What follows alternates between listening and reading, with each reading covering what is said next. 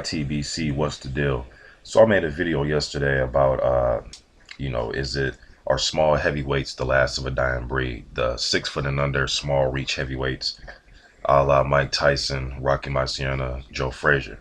And thanks to everybody that left comments. But some commenters, they were saying stuff like, well, then I said that Tua and Tyson were small heavyweights, and some guys disagree, said they're not small. Well, yeah, I mean, structurally, of course they're not small. David Tua has huge arms, huge thighs and calf muscles. He is built, but he is short, and he has a short reach. Guys will consider that a small heavyweight. A big heavyweight is 6'5". As long as he's over 200 pounds with an 80-inch reach, that would be considered a big heavyweight. Even if he's skinny, he'll still be looked at as a big heavyweight. But you can, define small and big in different ways. I understand that. But what I think is a misconception, this is just my opinion, okay? For some of you that know, I've done my top 10 heavyweight fighters of the 90s, the 80s.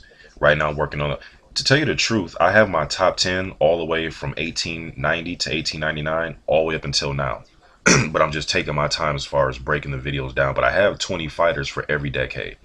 It's just about me ranking them now, but I'm ready to go with it. And I've been working on that for months. But let's look at Rocky Marciano. Okay, let's look at 1950 through 1959. Now, with the fighters that I compiled, just my own data, the fighters that I compiled for my top 20 between 1950 and 1959, the average weight of all those guys at their best weight is 194 pounds. I was hearing guys say that, if Rocky Marciano was around today, he'll be a light heavyweight. He weighed, 178 pounds on the same day, going over the same day weigh-ins and all that. Okay, that's fine. You can say that. But I keep telling you guys, it's a mindset. It's not the fact that, people have a misconception that since Rocky Marciano was 184, pound heavyweight, that's all there were 184 pound heavyweights. And that's not true. Now, the top guys, Walcott was 194. Charles was around 184. Patterson around 184. It just so happens that the top guys around then just happened to be 185, 190 pound guys. But there were still guys around like Nino Valdez. I have him in my top 10. I'm not going to say where because I want this, I'm going to come out with those videos later. But he was a 6'3", 211 pound guy. He's a top 10 heavyweight of the 50s in my opinion. Tommy the Hurricane Jackson, 6'4", 195 pound heavyweight. He's in my top 20. Sonny Liston, 6'1", 212 pound heavyweight. There were big heavyweights around, or guys over 200 pounds. Don Coco, he was 5'11", 205 pounds. So, and those are just guys in my top 20. And there's other contenders that were well over 200 pounds. It just so happened that the top guys of that era were just smaller heavyweights. Doesn't mean they couldn't beat bigger men, or there were no bigger men around. I just think sometimes, I'm not saying all fans, but a lot of fans go around thinking that there were only, 180 pound guys in the 50s. No, just the top guys happen to be that small. And I remember reading about, some of these guys coming in at smaller weights. They did that to their advantage. It wasn't because the world was short on small men or big men. It was just that that's what they chose to do. They wanted to come in fast. It was all about hand speed and footwork. A lot of these guys wanted to come in faster than their opponents that usually come in a heavyweight. Even when you go, let's go back to 1940. 1940 through 1949, I have my top 20 there also. The top guy I have in the 40s is Joe Louis. He was 190 pounds.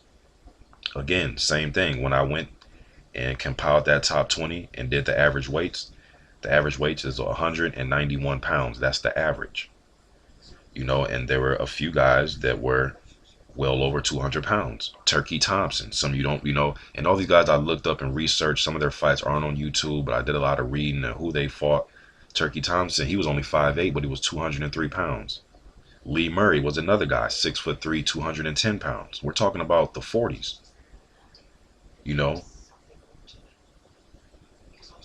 We're talking about the 40s, and that's just a few guys. And there's there's more guys. But again, Archie Moore, Billy Conn, all these guys 174 pounds. Jimmy Bivens, 184. Walcott, 194.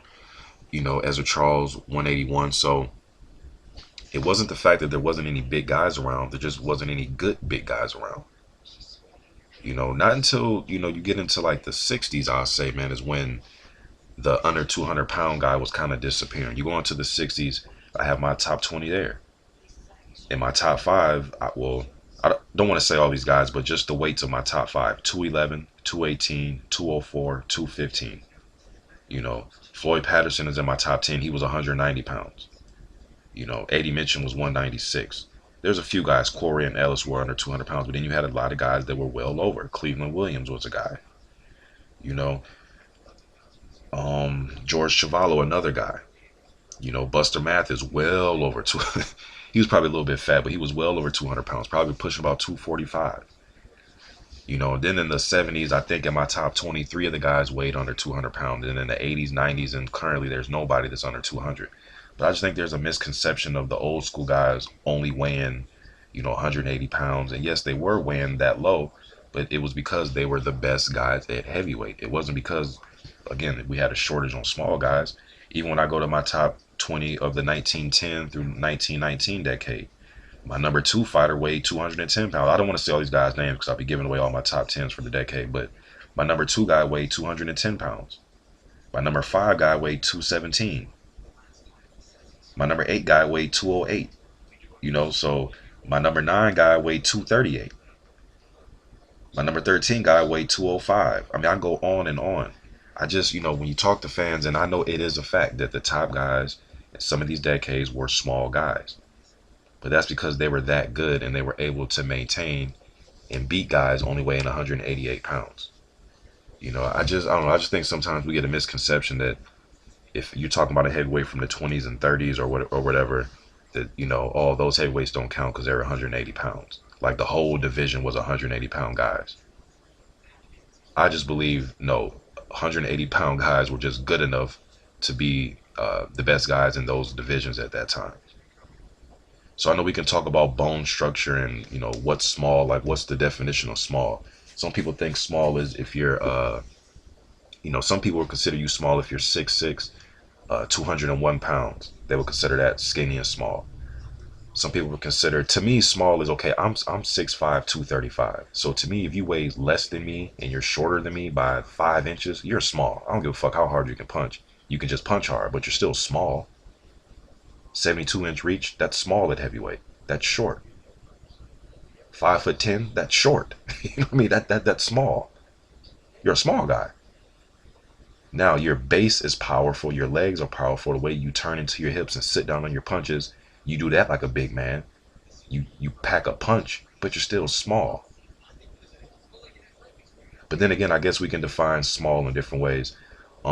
But I just wanted to do this vid, man, because I just think, when we talk about Rocky, we talk about Frazier and some of these guys, man, yes, they were small men, and some of them weighed 190, 180 pounds, but they were conquering a division where guys could have came in over 200, just guys didn't choose to come in that big.